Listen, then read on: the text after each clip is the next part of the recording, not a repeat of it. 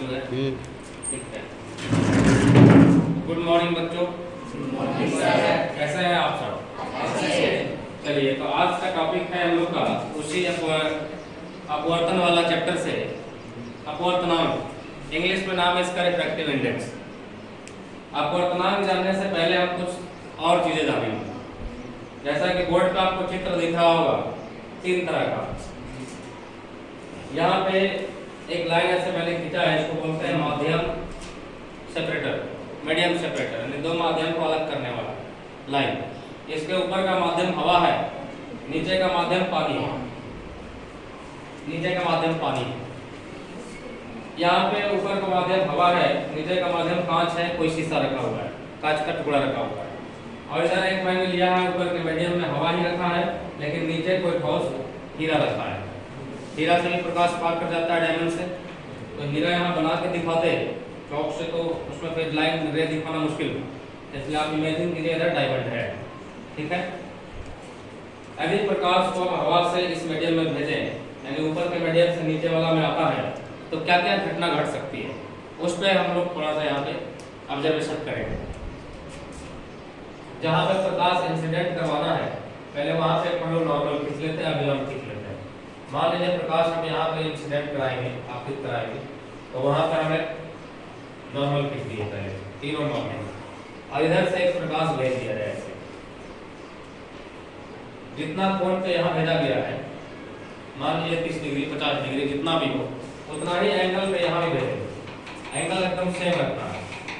इस माध्यम में भी उतना ही कोण रहेगा, और इस माध्यम में भी जब डायमंड में भेजा जा रहा है तो यहाँ भी कोण उतना ही रहेगा। तीनों बार इस कोण का मान, यानी आपतन कोण का मान बराबर रखा गया। जितना कोण से यहाँ आपतित हुआ, उतना ही कोण से यहाँ, उतना ही कोण से यहाँ आपतित हुआ।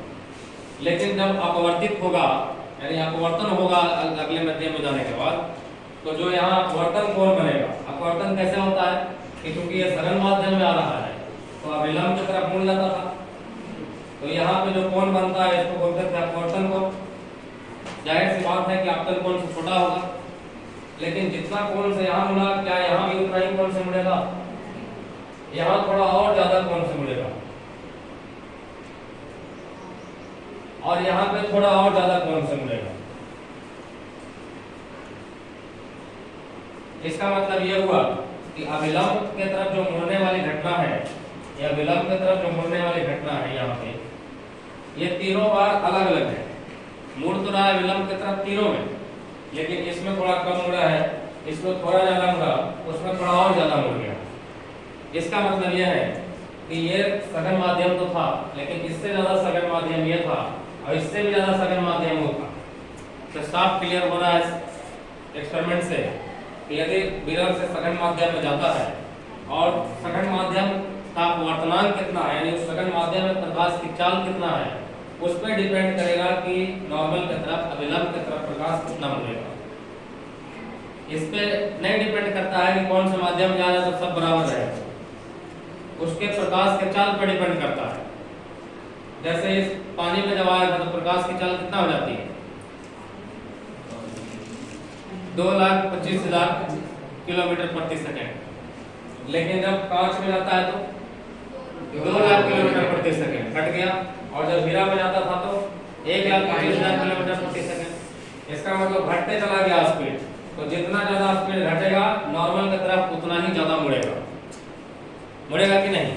तो यहीं से एक नया चीज का इन्वेंशन हुआ, कहिए कि नाम दिया गया अपवर्तनांक। अब यह अपवर्तनांक कैसे निकाला, तो उस साइंटिस्ट का नाम, उस वैज्ञानिक का नाम था स्नेल। क्या नाम था उनका? स्नेल। ऐसे इंग्लिश में लिखते हैं स्नेल। तो इन्होंने एक नियम दिया, इसलिए इसको बोलते हैं Snell's law. Snell's law Hindi में लिखते हैं ऐसे, स्नेल का नियम।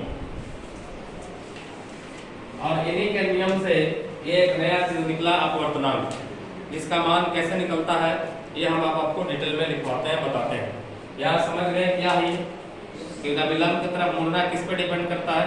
प्रकाश की चाल पे, कि जिस माध्यम में गया है उस माध्यम में प्रकाश की चाल कितना है।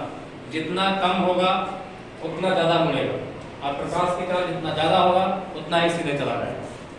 यदि ऐसा देखिए कि मान लीजिए कि माध्यम यही रहता, ये ऐसे ना अपवर्तित होकर के लंबवत अपवर्तित होता, ऐसे लंबवत अपवर्तित होता किरण ऐसे, तब ये कितना मुड़ता, कैसे जाता?